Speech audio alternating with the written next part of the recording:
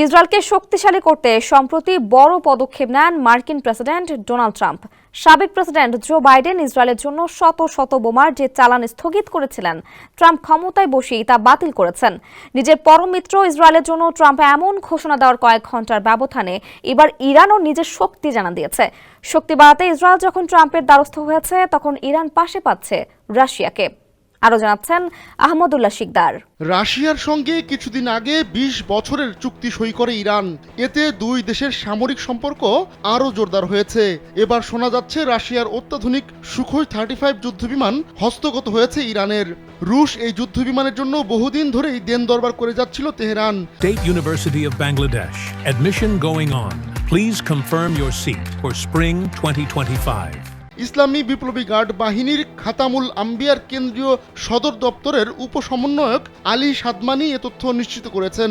অস্ত্র আমদানি ছাড়াও দেশীয় প্রযুক্তিতে উৎপাদন বাড়ানোর কথাও জানান তিনি। ইরান থেকে যতবার সরাসরি ইসরায়েলে হামলা চালানো হয়েছে, প্রতিবারই দেশটির ভরসা ছিল মিসাইল। পাল্টা ইসরায়েল জবাব দিয়েছে বিমান হামলা চালিয়ে। তবে এবার রুশ অত্যাধুনিক যুদ্ধবিমান পেয়ে শক্তি পেয়েছে ইরান। যদিও ইরান ভবিষ্যতেও মিসাইল দিয়ে ইসরায়েলকে কাবু করতে চায়। আলী সাদমানির ভাষায়, যদি শত্রুরা বোকার মতো আচরণ করে, তাহলে আমাদের মিসাইলের আঘাতের তেতো স্বাদ পাবে। তাদের অধিকৃত কোনো অঞ্চলই আর নিরাপদ থাকবে না।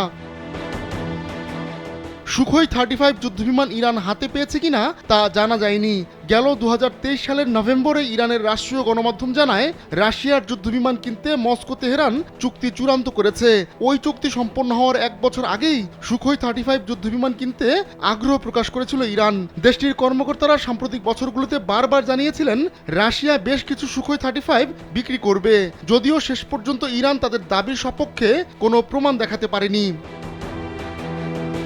গেল 2007 সাল থেকেই রাশিয়ার অত্যাধুনিক যুদ্ধবিমানে নজর ছিল ইরানের। তখন SU-30M কে কিনতে চেয়েছিলেন আয়াতুল্লাহ আলী খামেনি, কিন্তু জাতিসংঘের নিষেধাজ্ঞা ও রুশ কর্মকর্তাদের সিদ্ধান্তহীনতায় সম্ভাব্য সেই চুক্তি ভেস্তে যায়।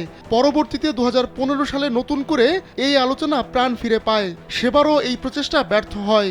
ইরানের বিমান বাহিনীর বহরে রয়েছে যুক্তরাষ্ট্রের পুরনো যুদ্ধবিমান, তাই দেশটি অত্যাধুনিক রুশ যুদ্ধবিমান পেতে মরিয়া হয়ে রয়েছে। আহমদুল্লাহ শিকদার, কালবেলা।